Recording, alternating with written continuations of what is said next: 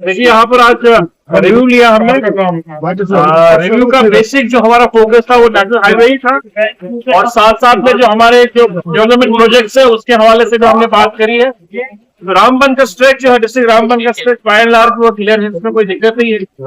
हाँ, उधमपुर के एरिया में कहीं पर नेशनल हाईवे अथॉरिटी की तरफ से काम चल रहा है, वहाँ डैमेज हुआ है, काफी लैंडस्लाइड आई हुई है और उसको क्लियर करने की कोशिश कर रहे हैं। उसमें 40 मीटर का स्ट्रेच है, उसको ठीक करने की कोशिश कर रहे हैं हम।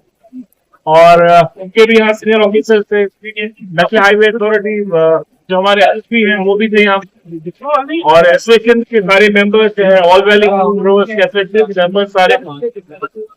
अभी हम जायजा ही ले रहे हैं हमें, और अभी तक जो तस्वीर बख्श जायजे में हमें बताया गया वो तस्वीर बख्श है। दिक्कत है, यात्रा भी चल रही है, उसकी वजह से भी रिस्ट्रिक्शंस है, कुछ रिस्ट्रिक्शन है ट्रैफिक, इसकी वजह से भी कहीं कहीं थोड़ी सी दिक्कत आ रही है मूवमेंट में, पर वो हम सॉर्ट आउट कर रहे हैं। बात हो चुकी है ऑलरेडी है। उधमपुर वहां पर जा रहे हैं जहाँ पर ये एक्चुअली डैमेज हुआ है, जहाँ पर बेशतर बारिश हो रही है और बारिश की वजह से वहां पर वो दिक्कतें हो रही है, तो वहाँ हम जा रहे हैं, जायजा लेंगे।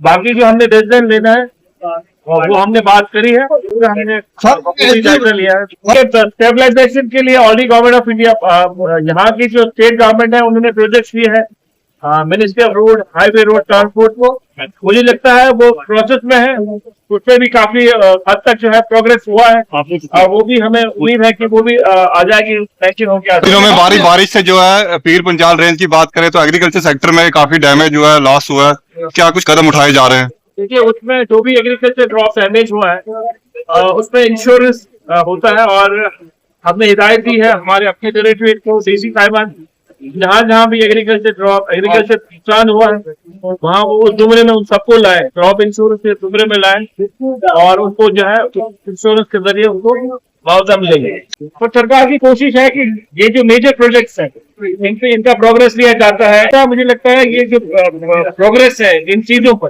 वो काफी हद तक आगे हुआ है, और नेशनल हाईवे अथॉरिटी जो है अच्छा काम कर रही है, और बहुत हद तक जो है रोड बेहतर हुआ है। अब जो ट्रैवलिंग के टाइम है वो मेरे ख्याल से 4-4.5 घंटे का रह गया है, क्योंकि एक्सेसिव रेंज होती है, एक्सेसिव रेंज की वजह से कहीं कहीं जो है लैंडस्लाइड हो जाती है।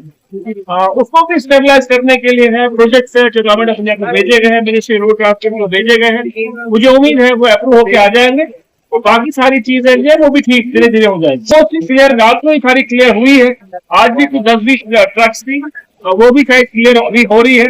हमने ये कहा कि स्लॉट टाइमिंग का बहुत जरूरी है, कोऑर्डिनेशन, जैसे एसएसपी हाईवेज का इसी तरह डीसी रामबन है, तो ये पहले आपस में कोऑर्डिनेशन करके कोई ऐसा एक स्लॉट निकाले, स्लॉट जिसमें हम फूड लेड इन ट्रक्स को है उनको थ्रू करवाएं। मुझे लगता है बाय एंड लार्ज अब वो आगे प्रॉब्लम नहीं होगी।